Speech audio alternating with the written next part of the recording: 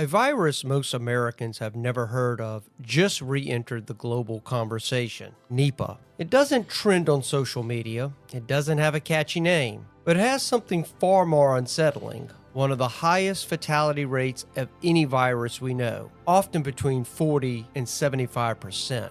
No widely available vaccine, no guaranteed treatment, and when it spills over into humans, it doesn't knock politely. Nipah lives quietly in fruit bats. It waits, then it jumps.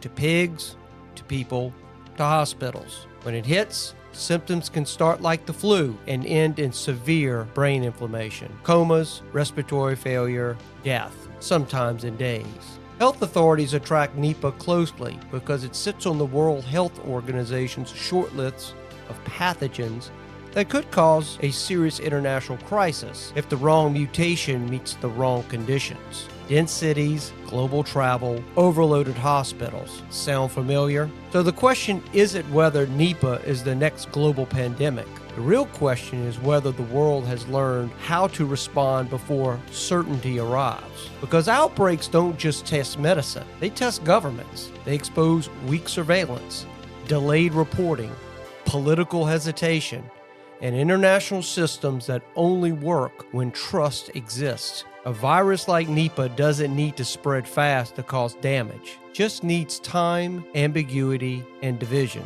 In a world already split by conflict, sanctions, and suspicion, the next biological crisis won't ask for unity. It will demand it. And the cost of hesitation won't be counted in headlines or markets. It will be counted in lives.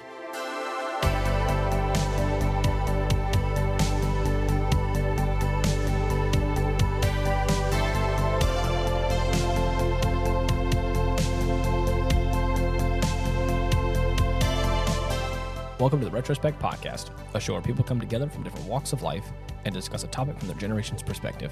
My name is Ian, and as always, I'm joined by Stoney. Hello. And Jason. Hello, everyone. How's it going? Well, I'm doing pretty good because guess what I have in my hand right now? I'm going to assume coffee, huh? Yes. We got poo-poo coffee. Uh-oh. We're kind of returning to our roots a little bit here. Do you know how long it's been? It's been a few years. So instead of poo-poo coffee and brownies, we have poo-poo coffee and viruses? That's it. Poo-poo coffee virus. Maybe it cures the virus. Maybe. Wouldn't that be great? Yeah. Maybe some better medicine. Imagine a medicine tasting Yeah, coffee. I got Well, the last medicine they shoved down our throat did more damage than the virus did. Well, my goodness. Well, we got another virus out there, everyone. Yep. And believe it or not, I was scrolling. I forget, it's one of these like news apps I have, and a lot of stories. It gives me a lot of great ideas for future topics and stuff like that. But I ran across this article about this new virus. Yep. Well, the thing about this new virus is it's kind of not checking all of the boxes. Mm-hmm. For it to become global like COVID or not even Ebola is a global thing because it doesn't check certain boxes. You have to have an easier respiratory spread is one box you got to check. Well, this one doesn't have it. You have to be very close to somebody. It's almost, I don't want to say sexually transmitted, but kissing and being really close to people. Intimate. And yes. Yeah. I mean, you got to get bit. So if you're biting your girlfriend or something, be careful. Longer asymptomatic transmission and an herbal super spreading. Well, one of the things is that this is between a 50 and 75% mortality rate. Yikes. Because it goes straight to your brain.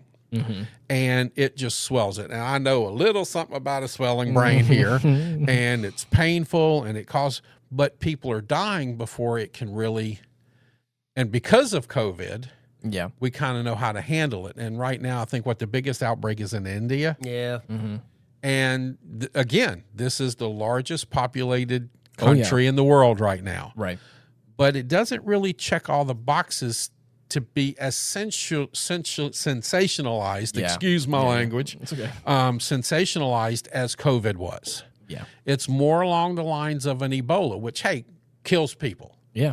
But it's going to have to do a whole lot of mutation or be mutated by our friend what's his name? Bill Gates. Oh, gosh. Because wasn't he blamed for the COVID thing 15 miles from his laboratory in Wuhan, China? Seems like Bill Gates has got other problems right now too. Yes. Yeah.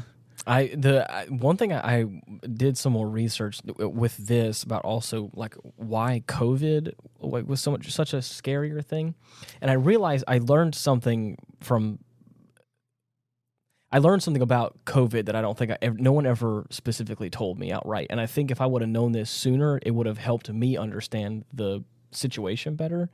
Is that like with the COVID situation, you were your most contagious before you started feeling sick, whereas like regular flu symptoms or regular like cold stuff, whenever you start to feel the worst is when you're at your height of like contagion. What do they say with the flu? When you have fever, you're contagious. Exactly. But when you don't have a fever, you're not as contagious. Right. And the hard part about COVID and getting it under control, and among other political reasons and other BS that we want to get into right now, is that like that was the part, is that people are like, well, I feel fine. It's like, precisely, and that's when you're at your most contagious, is at that moment. That was why it spread like it is. Yep. But like you're saying with this is more so you got to get a little more touchy-feely. So or bite somebody. Yeah. They said in do you make a habit out of that? No. Yeah. What's that expression? You can sit here. I don't bite. I might nibble a little bit, but I don't bite. They said in late January and early February of 2026 that health authorities confirmed 2 cases in West Bengal, India, among healthcare workers. A reminder that even when an outbreak is small, it can reach those on the front line of care. So, I mean, people that are dealing with, I mean, this kind of reminds me a bit of Ebola. It really does. Of course. And it's the way it kind of works. And we're glad that right now it requires very close proximity. I think the fear is with any virus, it can mutate. Well, yes. I'm really afraid. The biggest thing, you want to hear me out on this, sure. As Ian likes to say, hear me out. One of my biggest fears is actually the sensationalism behind it. Yes. Are they going to try to turn it into another COVID? Yeah. And I have a little catchphrase for us here. Curiosity is healthy. Evidence is king. We need to stay aware, take a deep breath, and understand that people are trying to control our lives and find out the truth. And hopefully we can dig into, what do you say, Jason, from a 10,000 foot view? Yeah, 10,000 foot Let's just kind of look at it and see what some of the facts that we know today are. Right. But make sure that sensationalism doesn't take off like it did with COVID. Right. Because they use that. And what I'm afraid of is they're going to, because if you notice, everybody's starting to pick it up. Oh my God, it's the latest, greatest. COVID. Yeah, it was like everyone was talking about it and all hyping it up, and then before you know it, it was here. But I know that was, like I said, it's a different situation. But you're right, though. I mean, I'm just looking at some hard numbers here. It says Bangladesh has seen Nipah cases almost every year since 2001. It said to date, 300. I think it was first found in 1999, wasn't it? I think it was 98. 98? Okay, I knew it was somewhere in there. There. They said to date, about 348 cases with approximately 250 deaths have been documented there. And that basically is a given historical fatality rate of roughly 72%. Well, Nipah is 50 to 75. COVID was less or approximately 1%. And Ebola, and I threw it because there's 3 types of things out there. Ebola is 25 to 90%. Think about that. Yeah. That's a huge spread there, but that's what kind of care you're getting and stuff like that, and it averages around 50. And see, this is what, to me, what is so angers me with COVID. Because of COVID and the fallout of COVID and what we found out with Dr. Fauci and finding out, continuing the Wuhan, China, and the gain of research and all this. What's happened is now there's been a breach of trust in something that should unite everybody on the globe is health. And unfortunately, because of that, the damage has messed that whole relationship up. And now I would say we're even more vulnerable. Oh, yeah. We're even more vulnerable now to an outbreak happening. And because of the political fractionization that has occurred, not being able to tackle this in a way that if it should. That's really interesting. Think about that. We're in South Louisiana. And you would think when something like this, what happens in Louisiana when there's a hurricane? We have a hurricane party. That's right. And we say, we'll be damned if we're going to go anywhere. We're going to stand. Well, because of COVID now, are we more susceptible to standing our ground, like Jason says, and letting something come get us like that? That's great. You said that, because when you compare that like to a hurricane down or a blizzard or whatever, wherever you are in America, something can happen to you. Are we more susceptible now to an outbreak because of our distrust and our I'm going to stand my ground kind of stuff? Because what happens? We even have drinks named after hurricanes. Oh, yeah. Yeah, I think about viruses, and that there's nothing. I've thought about all the things that you watch all these shows, Look at In the World, and blah blah blah, and they talk about this and they talk about. To me, what scares me the most are biological threats, more than anything, more than nuclear, more than chemical. Yep. It's biological threats, because you can't see it. You really can't. It just happens in nature, right? And then sometimes, if there's no immediate cure for it, or exactly, it's like that's the stuff that's like look, cures are that takes time to develop vaccines. It didn't take them long to do the COVID ones, but how many people? When I did that, it was kind of funny. I said, "What are the treatments and vaccines?" And it said Nipah, no approved public vaccine yet. Treatment is supportive care. Ebola, yes. RVSV-ZEBOV, monoclonal antibodies available. Right. COVID-19, multiple vaccines, parentheses, kills more people than the virus. Okay. And then it says antivirals and supportive care. Wow. And I'm like, okay, this is coming out when you're researching this now. This ain't even me adding to it. I'm like, wow. Somebody's getting wise here. Right. Yeah, I'm looking at a report right now from the World Health Organization regarding the two people that, when this first thing kind of broke, they said both cases, both of the people that were exposed were between 20 and 30 years old. Really? Yeah. From Barasat, North 24, Parganas District.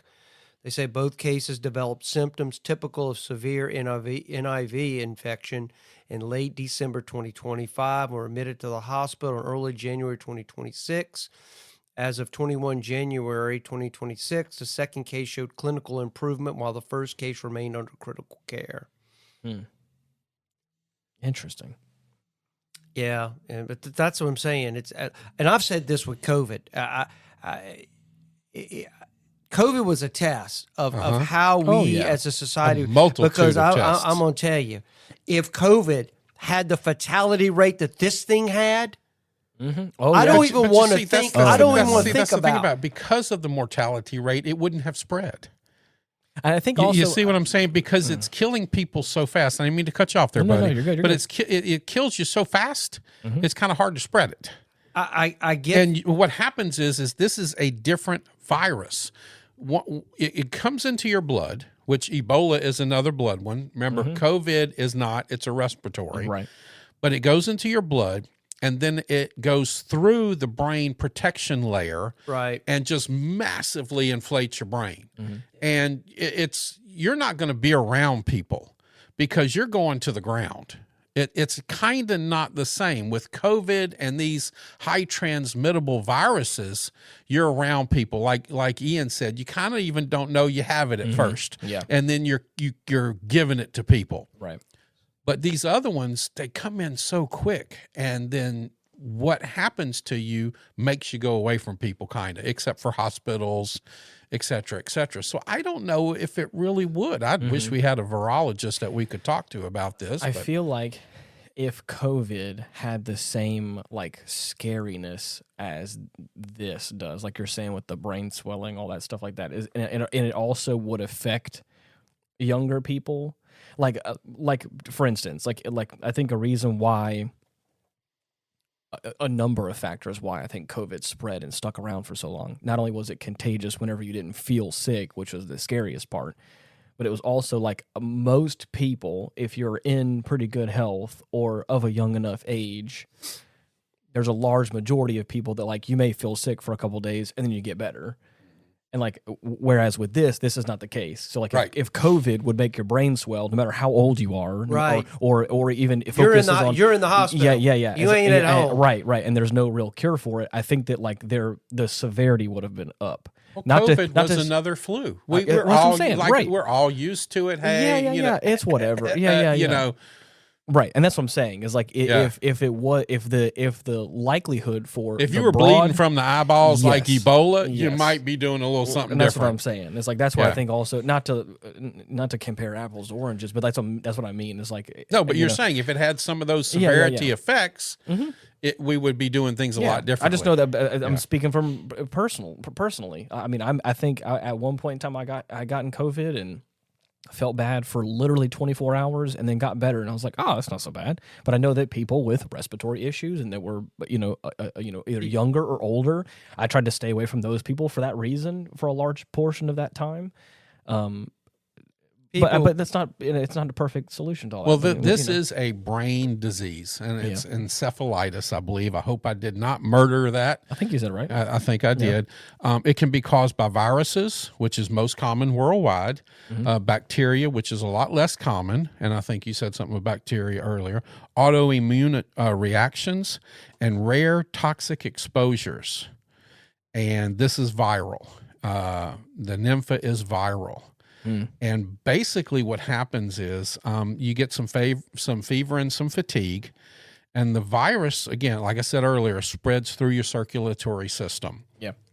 And once it crosses that blood-brain barrier, you're in trouble. Yep. Because it happens with a lot fairly of things, fast. With a lot of things like that. Anything that crosses that barrier that is not supposed to, it can be a very dangerous situation. Not just for this virus, but a lot of other things too. For anything. Yeah. What is it? Meningitis? Is that the other one that can do that? That's what they were afraid of with me and my open wound, when I hit my head and I'm completely exposed, squirting cerebral spinal fluid. I was squirting 10 to 15 milliliters an hour out of my ear. I mean, they found me literally in almost I think it was a 3.5 to 4 foot pool of cerebral spinal fluid. And I did that for 17 days. That was one of the things that they were worried about, I think, was meningitis, because I have an open wound, an open door basically to my head. Yep. And that's kind of scary if you think about it. It is scary. Yeah, I was looking at some statistics here on the Bangladesh stuff. It said about 29% of those cases are from human to human transmission. Really? Yeah. So it's it's there, and the Indian government has really been aggressive with this stuff. So that's a good sign. So maybe it's they can kind of contain this, because maybe this is kind of one of those outbreaks like they have in Africa. Sometimes you'll hear about an Ebola outbreak, and they do a pretty good job of really segregating that community, and they cut off everything. You don't leave. A real quarantine and quarantine them down. Yeah. To give you an example, though, it takes less than 72 hours once it's in your blood system to break that brain blood barrier. Yeah. Less than 72 hours. And I'm assuming everybody's different. Yes. It could be this, it could be that, it could be a whole lot of stuff. But on average. Yeah. Less. It doesn't say 72. It says less than 72 hours. That's scary. To like get a virus and like you only got 3 days left to live. That's scary stuff. Yeah, I mean, this stuff is there's nothing to play around with, and I that's what I'm saying. This scares me because, right now it's relatively close to close contact that this stuff spreads, but yeah, could it mutate into something where maybe it's more airborne? Yeah, absolutely, it could. We don't know that. I mean, we don't know what viruses are going to do. I mean, to sit back and say that's not a possibility, that's kind of naive. I mean, I think we need to be vigilant, and I think they're doing a good job of monitoring this stuff and keeping it, at least keeping it contained as best they can. But I mean, you don't know. I mean, somebody goes to India and gets exposed to it. They don't know what's going on. Starts biting people. Oh, that or they, or they go to, they go to another country. They go back to their country of origin. They don't know they have it, or they interact with somebody before really they develop symptoms, and that's how it spreads. Yeah. I mean, we don't know how these things work. I mean, God knew. I'm saying these kind of things just bother the hell out of me, because the idea of I just kind of think of like the movie The Stand or something like that, where you just got the world, falling apart, right? Because people are sick. I mean, I think with Nipah, the real danger is not instant brain evasion. It's kind of a progression. After the exposure, I would think there would be like a little silent period while that stuff is working inside your blood system. But once those symptoms start, that window just has to it's not weeks. It's kind of like days. Yeah. I mean, how fast? Who knows? But it's not like, once that brain stuff starts, it's pretty, from what you're reading, you're done. That's scary. Wow. I wonder, have they not been able to find a cure for it because it's kind of more rare? Is that why I think, or a vaccine for it? I think it's just, it is somewhat rare to a degree. I don't, to create vaccines. I mean, it's cost and of course, time, and you've got to, it takes time to develop. Well, you know what? First thing they're going to come out and say, this is viral, right? Ivermectin is bad for you. Ivermectin is bad. It cannot help you. What did they find out 2 years after COVID? Ivermectin could have helped a lot of people. Yeah, it could have. And that's interesting because, this virus, Nipah, is an RNA virus. Really? Yes. Curious. Does that sound familiar? Yeah. Okay. So you have two types of viruses, RNA and DNA. Okay. And the differences are, and this is, DNA is more stable, double-stranded, takes a lot to mutate it because you're dealing with a lot. RNA is less stable, single-stranded. And here's an easy way for our listeners, and I was researching a way to break this down for us on how we could understand it. And DNA equals a hardbound reference book, and RNA is a handwritten notepad page. Yeah. You see what I'm saying? One, you got to go through all of this to get to the end, and one is like you're writing it on like a the napkin. Cliff Notes, yeah, like a napkin at a bar or a restaurant or something. One is durable and stable, and the other is quicker, more flexible, and more error prone. And that's where we are with this RNA, because mistakes happen more often. But that mistake can usually be a mutation stick. It can be something that mutates it, because virus doesn't want to die fast. No. Okay, because if it kills you fast, and that's one of the things everybody didn't really understand about COVID, is it doesn't want to kill you fast, because then it can't spread to the next one. It can't spread to the next one. Right. So a normal mutation of a virus is to not kill you as fast. Right. Yeah. That is well, they said talking about, Ian, you were talking about vaccines. They said there are several vaccine and therapeutic candidates in various stages of research and preclinical testing, but none are yet licensed. Because I'm just curious with like this, problem is the funding's probably just not there to develop it. I'm curious if so is there... So they're working towards something. Right. Well, I guess. Well, they have to be working toward this all the time, I would think. But I'm just curious, again, if there is an outbreak of Nipah, if there is a big thing that's happening right now, is that something that's being expedited, or again, I know it's all about funding, but I guess since we're talking about this now, there is I know that's probably sensationalized, but I'm curious as to how if the rates of it are going up, especially in India or Asia or wherever it is. I don't think it's taken off like that right now. I want to give a couple of other examples of RNA viruses. Tell me if any of these sound familiar. Influenza, SARS, Ebola, measles, and rabies. Oh gosh, the rabies. Okay. Rabies. These are all RNA viruses. Interesting. Okay. You see there? But think about it. How many mutations of the flu are there? When you go get a flu vaccine, you're going to get something that may handle 3 Right. of the 2,500 variances of the flu. You're That's getting correct. the right one, or so they say, oh, well, it may ease the symptoms. Okay, we were told that bullshit. Excuse me. You can beat me if we want to. We were told that bullshit with COVID, weren't we? And it wound up to be a big fat 0. So... Yeah, that's crazy. Well, I mean, I said when it comes to those things, I've gotten. I mean, I said I get flu shots generally every year, and I mean, I understand people. I've got people I know that don't believe in them. That's fine, whatever. Right. And I think, unfortunately, with COVID, It made it so much worse. if that was more of a kind of the way that was presented, it's like, okay, we have something for you. If you want to take it, take it. If not, oh well, but we have something available to you. I think it would have gone on a lot better. Yeah. I think it also the boogeyman would not have been introduced into this process. Yes. And I think it that's what I'm saying. We because of that, any future attempts at dealing with these kind of emergencies is going to be somewhat hampered, and rightfully so. People are distrustful. I get it. Well, it also didn't help that, like, I think we have said this on this podcast specifically, even after COVID had kind of died down a little bit, is like, I think that the worst part about it all is that it became so political.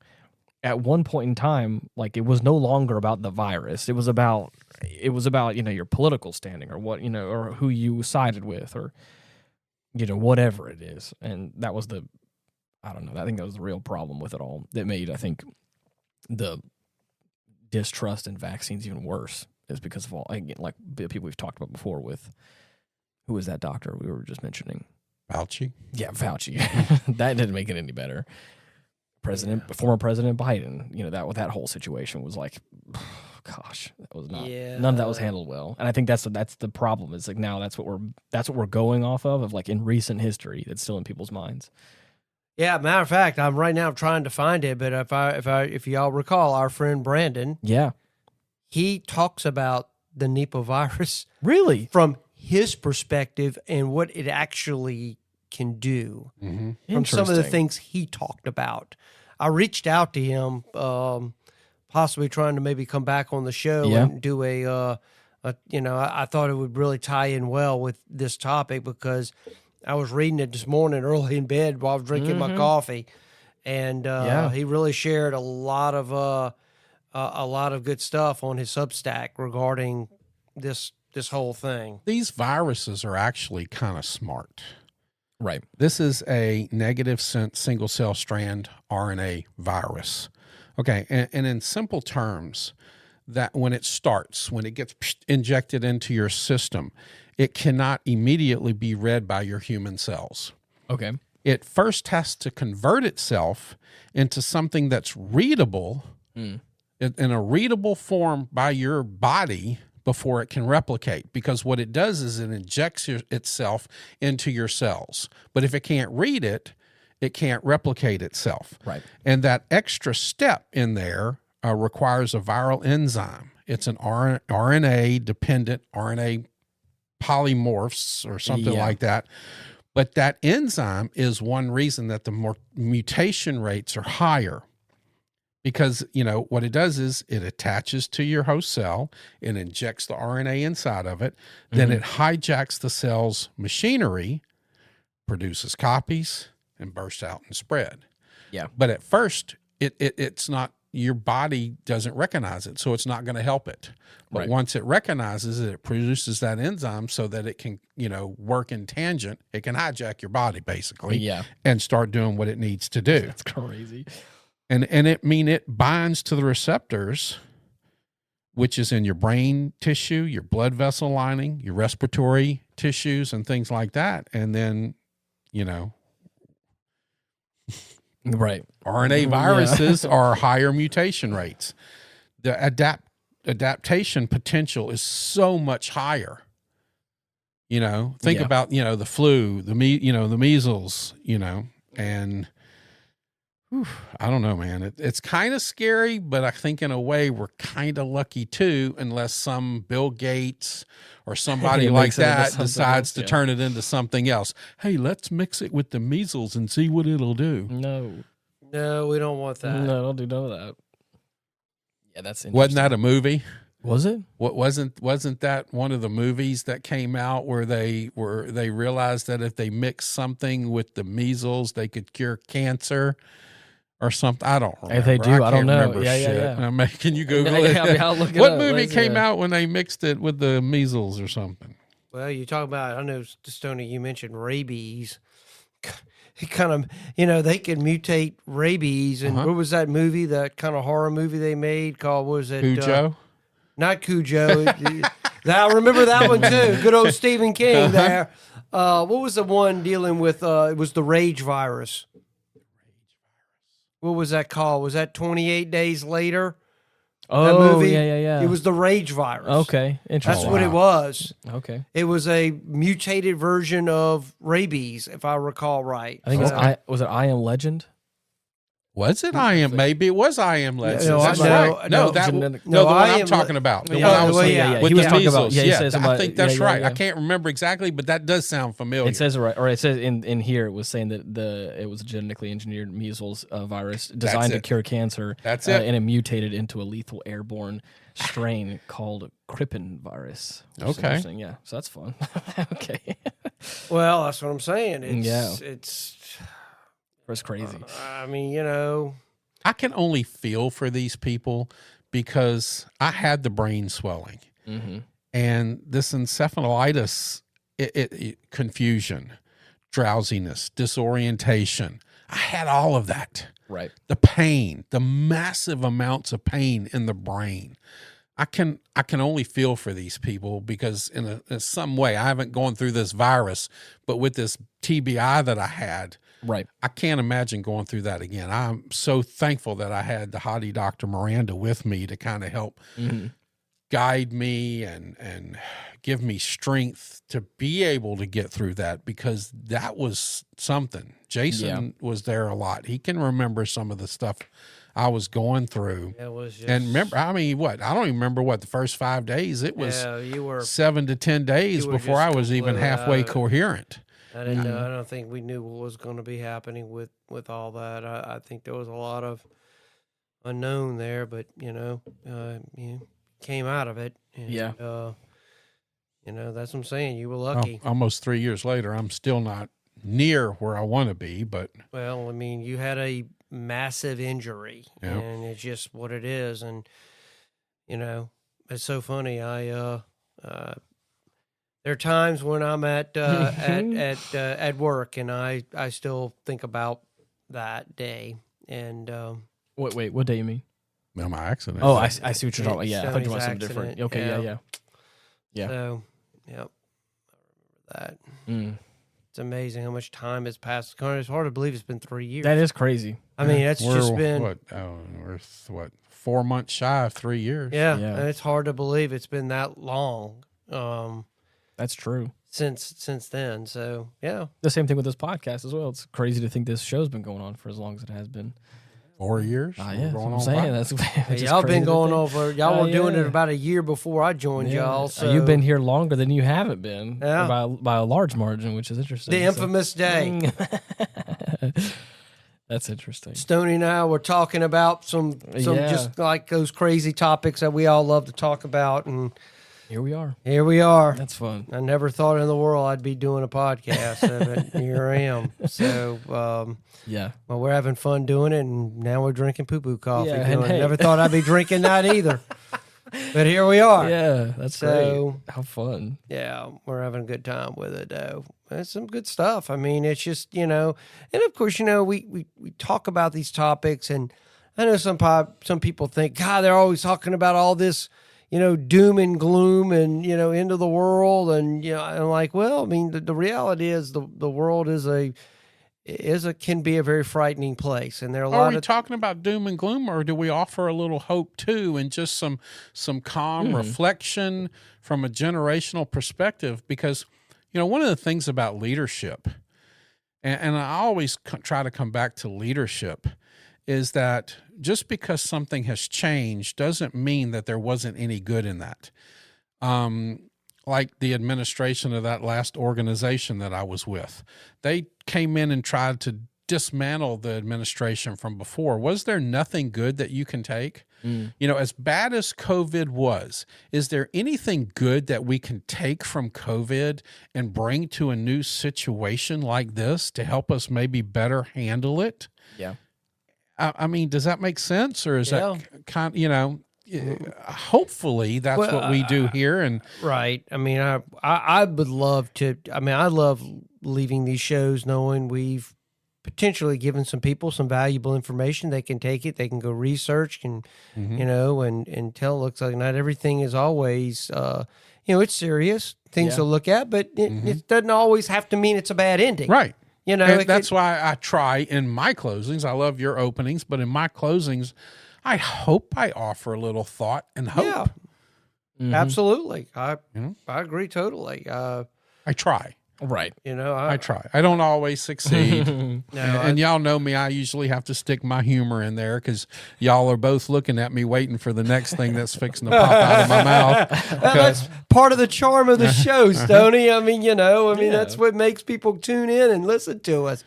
I know I've had several people tell me about, God, that guy's really funny. That's right. Hey, that's good great. Good That's thing looks humor. aren't everything, huh? Yeah. There you go. It's great humor, and we got some exciting things in the future. We got some, I know a person that would love to come on the show. A young lady I know. Yes, you talked about this. Yeah, that would like to come on the show, and we're kind of finalizing and trying to figure out how to talk about what she wants to talk about, and I think that's going to be an interesting show to listen to. So I tell people keep tuning in and keep listening to us because we got some good stuff coming up. But and we also got future episodes too that we're we're not quite at the end of the episode yet, but we got future episodes that we've talked about before that we've got on the calendar right now that I think are going to get some people hyped up. I am trying to find this stuff that I read. I knew it this morning when I read it. I was not going to be able to find it later. And I can't find it. Of course not. Because I was reading it and I'm going, you got to be kidding, because this is what we're talking about today on the podcast, and I can't believe our own friend Brandon was talking about Nipah and how the Chinese if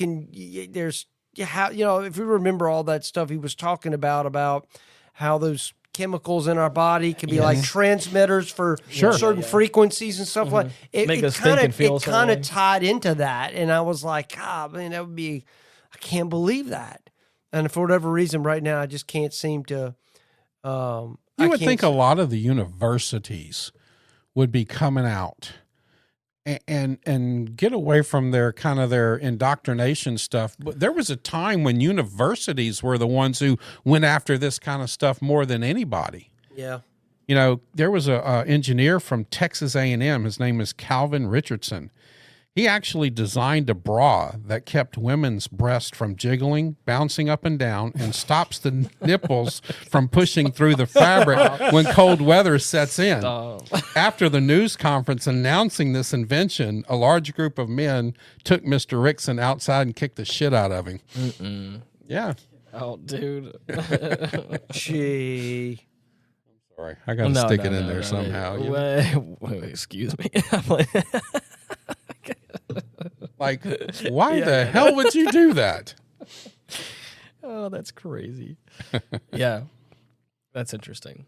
Yeah, but I hope that this whole situation, I wonder, I mean, do we know why? I mean, I guess you said this already, that I guess the outbreak, there isn't really like a really big, strong outbreak like you're saying, but like I was wondering, like if there is a spike in what's happening with the Nipah virus, especially like I said in India and Asia, like I wonder what's causing it. I know you're saying it's like close contact, but like is there something else that's taking place that's causing it to spread in a certain way, or or be different, or is it already starting to try and mutate into something different, which is even scarier to think about? But anyways. Yeah, I was looking at a deal here. It says this doctor from It says if you get the Nipah virus, it is bad, explained William Schaffner, medical doctor, professor in the Division of Infectious Diseases at Vanderbilt University in Nashville, Tennessee. It can cause encephalitis with a high mortality rate, and even if you recover, you're likely to have long-term disability. Really? So you never really get over it. That's scary. See, that it basically... Yeah. Well, a TBI or brain swelling is hard to get over because I mean, it's all, what is it? It's all cholesterols, fats, and neurons, and you mess with it a little bit, and you're messed up. Yeah. I'm learning. Yeah, right. Yeah, they say there is a seasonal aspect to Nipah outbreaks, said Prem Prakash. He's a PhD research scientist with Meharry Medical College, also in Nashville. They say they tend to peak between December and May. During this winter period, he said bats experience breeding and nutritional stress from scarce natural food sources, causing them to shed more virus and seek human-planted orchards. They said also cooler weathers in these months prolong the virus's survival in the environment, increasing the risk of indirect transmission through contaminated surfaces or fruits. So in essence, you eat a piece of contaminated fruit. Interesting. Yeah. They say find the loss of habit. Yeah, but I wonder, not to interrupt, I wonder how long, when that bat bites it, how long that survives on that piece of fruit. I mean, are you going basically right after and eating it? Or I think it depends on that. That's what I'm saying. So obviously the very, very warm weather obviously impairs the virus's ability to survive. Okay. And so when it's cooler, Yeah. it stays on surfaces longer Right. than during the summers, which I can understand. I mean, I can imagine. I mean, just think of our summers. Yeah. I mean, there's a reason, you know. And it's also, if we're talking about India, we're talking about that part of the world too. It gets really hot out there. So I wouldn't be Yes. surprised if, like, maybe, I don't know, maybe during like the different part, maybe that's why we're talking about it now and not, 6 months ago during the summertime out there. Maybe that's something that's going on right now. But They say right now the most promising vaccine is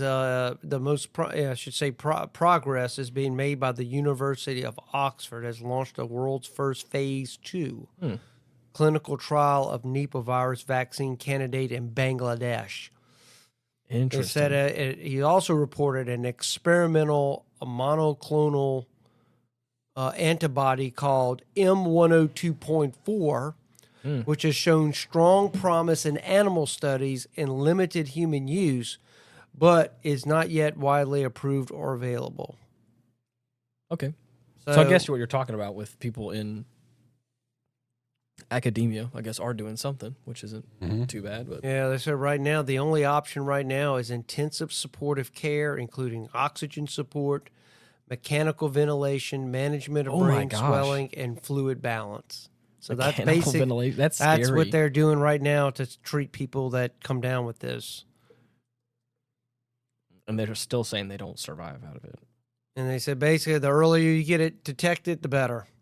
Wow. yeah, but if there's that little quiet period there, Yep. boy. Got 3 days.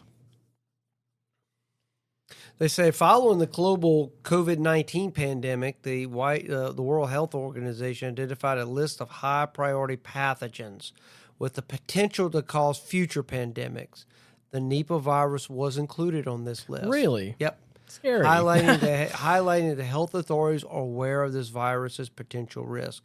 I'm going to tell you another one out there that's very prevalent, and you can get it. It's kind of one of those diseases they keep locked up like in these chemical labs is hantavirus, What is which that? is bad. Yeah. And that comes generally from like rat excrement. Really? Yes. I mean, it's in the same Yeah. family as Ebola and stuff like that. It's pretty serious. Yikes. They say right now the World Health Organization currently considers the risk of a national or global spread of Nipah virus to be low. They say people who have Nipah virus are not likely to be asymptomatic and out among other people or traveling, as was the case, for example, with COVID-19. Yeah. Because it seemed like once you get sick, you go down pretty quick, Yeah. and so you immediately you're segregating yourself because you're not leaving your house or whatever the case may be. Right. I can tell you this, when my head was hurting, I didn't feel like going, doing, seeing, talking, nothing. And if you mix that now with some viral, the lung stuff, and wow. Yeah. No, thank you. oh, thank you. Yeah. I'm done. Exactly. It's Yeah, crazy to think too. It's again, we're heading into 2026, and that COVID began 6 years ago, the big part of it, and to think that there are people in my life, my mom being a teacher, there are kids that grew up or started high school whenever COVID started and are now graduated and in the world now, or the kids that were raised during it. And that was a 3 to 4 year chapter of a lot of people's lives, and how that's such a crazy thing that and we talked about this when we talk about COVID, obviously how it affected also the young people as well. But it's crazy to think about that from different perspectives. Came out in China, it was killing the old people, and then all of a sudden, the young people were like, "Oh man!" Yeah. But I'm just talking about the fact. Yeah. I'm talking about the change in the world, the masks, everything had to be shut down. Everyone's all freaked out. Everything's all politicized. Everything's all all that stuff. That's right. That's the more what I'm talking about.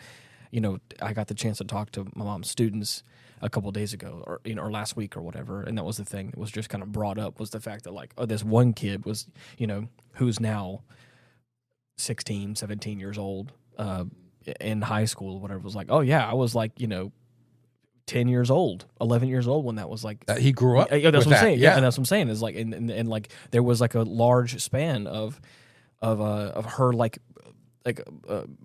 formative early teenage years or whatever, or middle school years or stuff. That's that's just crazy to think about, and how when you're figuring out what life is, what people are, right, and you have this whole world changing thing.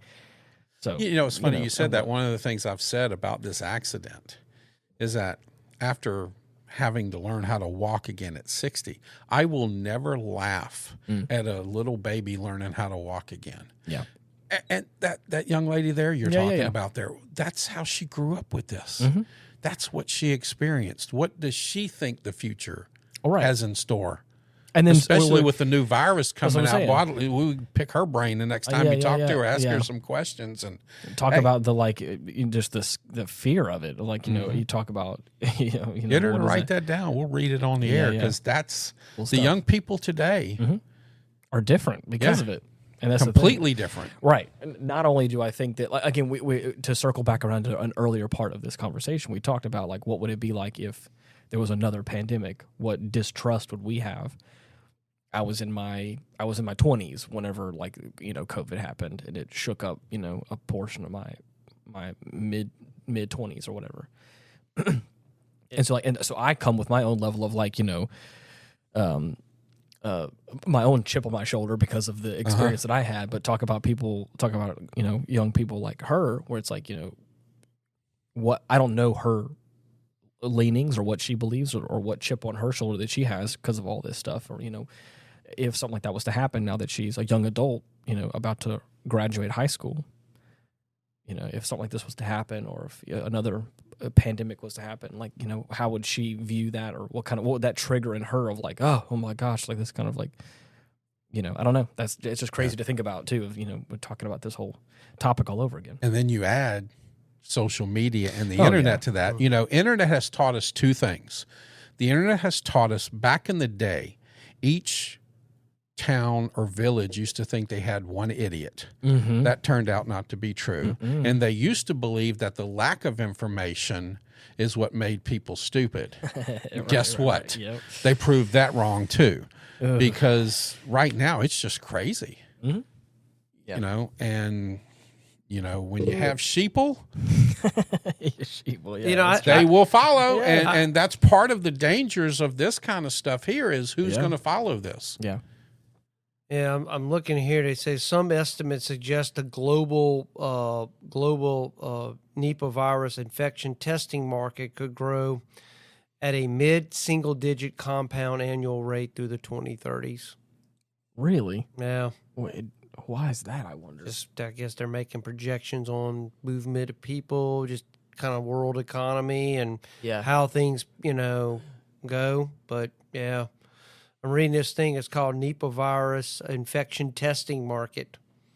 Well, So- somebody's got to make money off of it. Somebody's going to make money off of it. That's what they do. Oh, 100%. You have fear. Yeah. I'm going to make money off of it. Well, you say this. I'm looking at this deal. It says Future Market Insights. The Nipah virus infection testing market is valued at $2.18 billion Already. for 2025. How many people Billion? have died? A total of 11 people have died. If I'm reading, They're cashing in now. I'm reading Yeah. some of this article.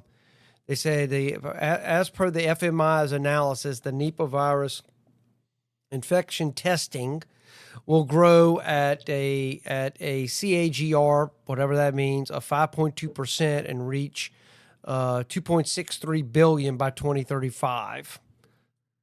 The global industry for Nipah virus infection testing is undergoing steady expansion, powered by increasing concern over zoonotic disease outbreaks and growing investment and development of diagnostic technology. So what they're doing is the market is projecting the infrastructure that would need to be built out to somewhat contain this. Yeah. This is what they're projecting it to grow. So CAGR is compound annual growth rate. There you in go. The pharmaceutical stuff. Okay, So, well then there it is. right. That's crazy. Yeah. So it's being fueled by increasing demand for rapid diagnostic solutions, advancements in the molecular testing sector, and government actions to enhance infectious disease surveillance. That's what I'm saying is to kind of build the infrastructure to be able to deal with future illnesses. Well, let's go ahead and get our outright. money-making factories in line so we can be ready to make it as quick as possible. That's kind of what they're thinking right now. So, they're looking at the projections and going, Yeah. for us to at least, according to this, for us to be able to deal with these issues in the future, this is the kind of money that the outlay we need to put out snake bites. to deal with it. Snake bite venom, okay? How many vials do they have in every hospital? How many people actually get bit by a snake? Yeah. Let's have it ready for them. Let's get these RNA, vaccines ready. Bill Gates is going, ooh, look, here we go. We got another reason to stick people. Oh, wow. So I don't know. We are, it's here. And as I said, this is just another virus that is, we got to watch. Yeah. Yes and no, but I don't know. It has to mutate first. And how many decades or centuries will it take to mutate to where it can come to be another COVID? Right, and I also wonder, like I said before, is like what kind of I don't know, what kind of what would it need to get over here? Right. What would it need to really be a threat over here? Would we be able to? Well, it would basically. I kind of gave that list earlier. There's boxes it'd have to check, and none of those boxes are checked right now. I mean, theoretically, you'd have to have someone that would come down with it. Maybe for whatever reason they don't develop immediate symptoms. Yeah. They're asymptomatic. They get on an airplane, they land, and all of a sudden they become symptomatic. At that point, they've already interacted with people, and boom, you have you got an issue. You see, it has to be. You have to think about the progression of the COVID virus. When you look at the very first Lysol can, Oh yeah, we talked about this before. Yeah, COVID was on it. Yeah. Okay, it killed the COVID virus. So COVID has been around. So everybody, there's so many. What does COVID-19 mean? COVID-17, COVID. Somebody changed it. Yeah. That Okay, was the somebody changed this one, and it got out in China, issue. Right. and Spread. it checked all of the boxes that you needed to become a global pandemic. But it was created. Right. And that somebody's going to take this, because if you leave it up to nature, it could take centuries, if at all. Right. But you leave it up to the human condition, and the greed factor, and these people already, hey, we got the groundwork. Let's get it ready. Hey, we can make money off of this, but we just needed to do one little thing. Maybe we could just help it out just a little bit. Right. Yeah, it doesn't. I don't put it past certain entities. Bill Gates. That would attempt to do some sort of gain of function with something like this. And that's what scares me. Well, remember, COVID-19 was designed originally to take out the elderly population in China. Right. And how quickly did that mutate to just anybody? Yeah, you're right. Yeah, I mean, that's what I'm saying. This biological stuff scares me more than... Yeah. And viral. Anything. There is a difference between biological and viral, I kind of group it all. Okay. Right. He's talking about bioweapons too, that kind of stuff. Yeah. Exactly. You know, I mean, the idea is like I know back in World War One, they use anthrax and they just mustard to me, gas. Yeah, I mean, that's chemical. Well, I know. But I mean, but I mean, I just know that there are people out there that would do this. Yes. And I mean, think about it. What government? If someone, say, could develop a enhanced version of this stuff that would be spread through the air, what would a hostile government pay? Oh, yeah. For something like that. Or some of these, depopulation people. Oh, yeah. I mean, they got got ticks now. Thanks to Bill Gates. Thanks to Bill Gates, we have ticks now that can bite you and make you allergic to meat. Okay, that's Bill Gates. Sometimes we just. What do you think he would do to take out 2 billion people in this country? He said it. There's video after video after video of Bill Gates saying we need to kill 2 to 3 billion people on this planet. I think Bill Gates got enough to worry about right now. I think he's going to be busy after the latest accusations that came out of the. There's emails talking about killing people and the Epstein files.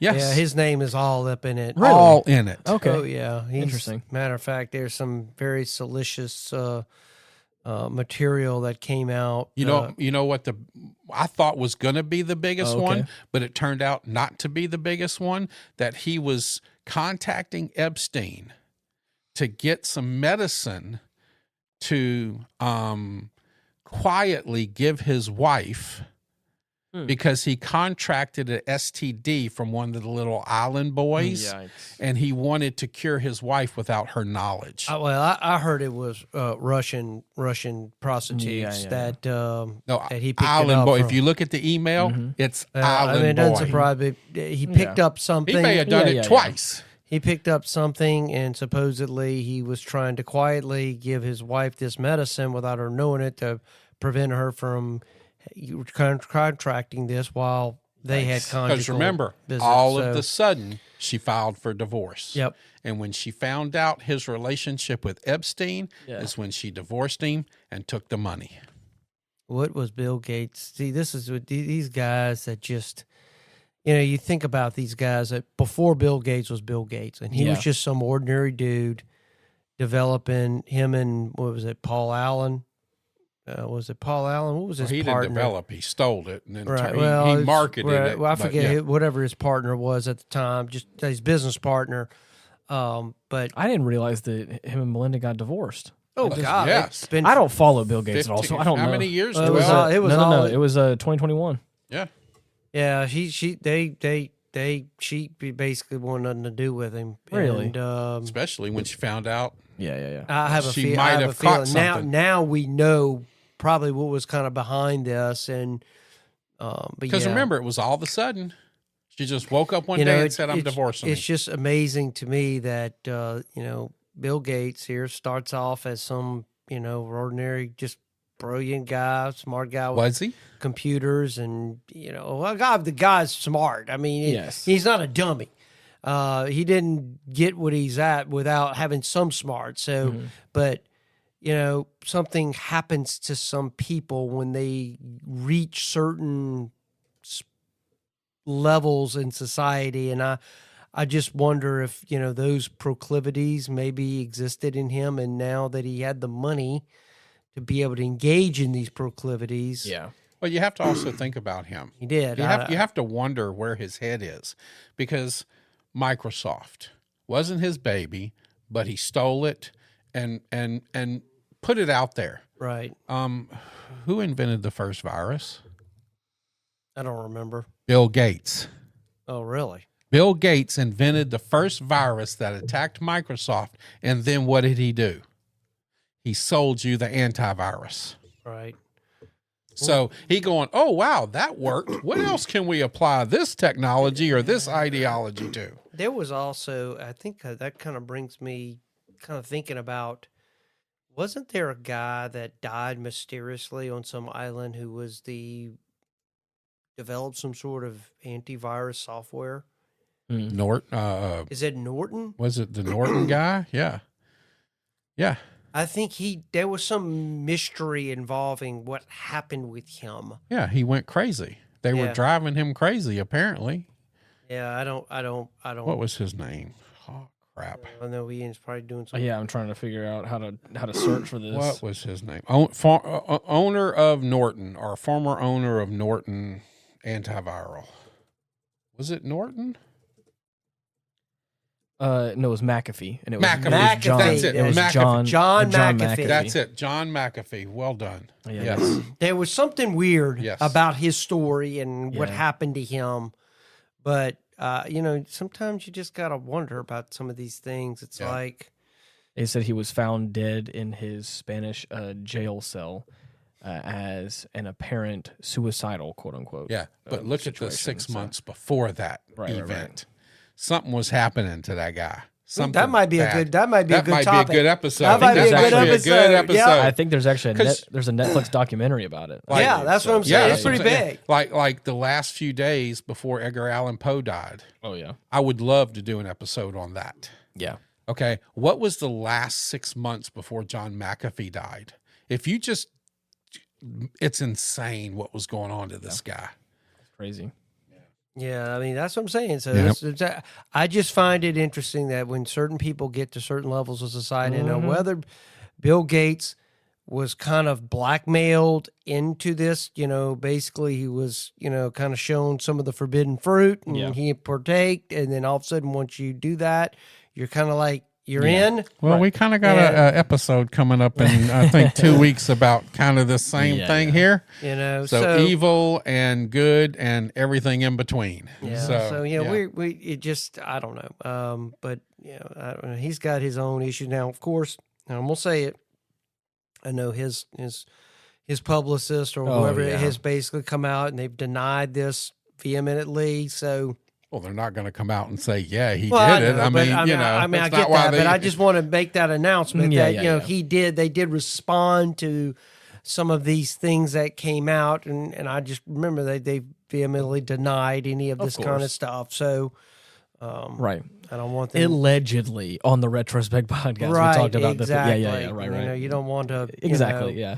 I don't want to disparage someone Right. because those kind of things, that's serious. Mm-hmm. But I mean, his name is all throughout those Epstein course. files. So a lot. yeah, It so- ain't one or two. And I lot. find it interesting that kind of the world's most at the time, Oh yeah. that was very much involved wealthiest with people in the world, yeah. the world, that these are the people that can compromise. And Of course. I just there's something about that when you reach these levels of society, you get invited to certain circles. Yes. And I think either you have to have a very strong sense of yourself and you've got to be somewhat strong morally. I just believe that because I think whatever vices that you may have, I think Yeah. a lot of people's vices are checked because of the social conditions in Yes. which they live. They can't really do those things because they don't really have the means. Yeah. But if you have all those means Yep. and you're not kind of really grounded, I can see how temptation can easily bring you to areas that you thought you would never go. Yep.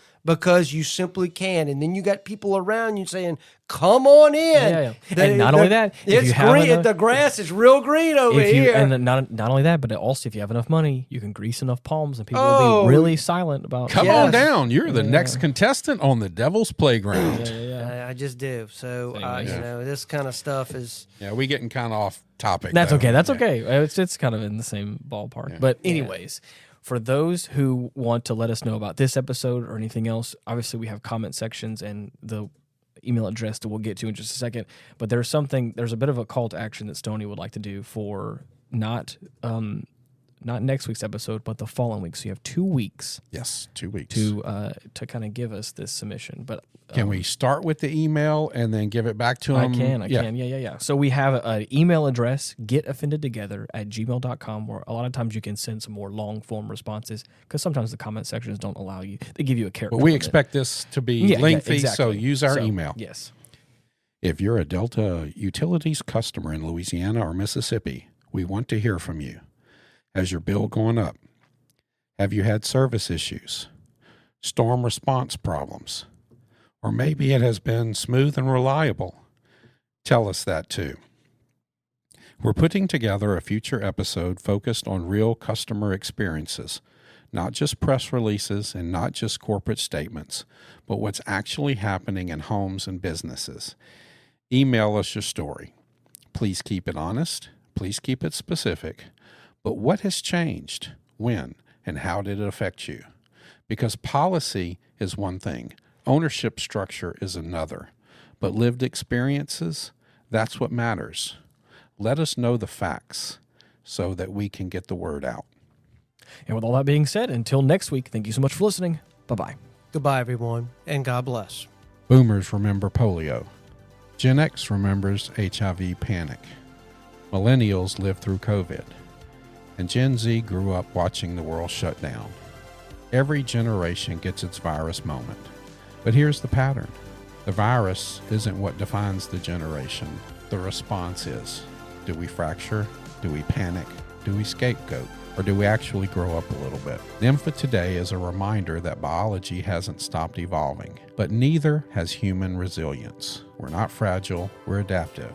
And if history has proven anything, it's this. Viruses test biology and fear test character. Let's pass both of those tests. Thank you for hanging out with us today. You're the best. Peace.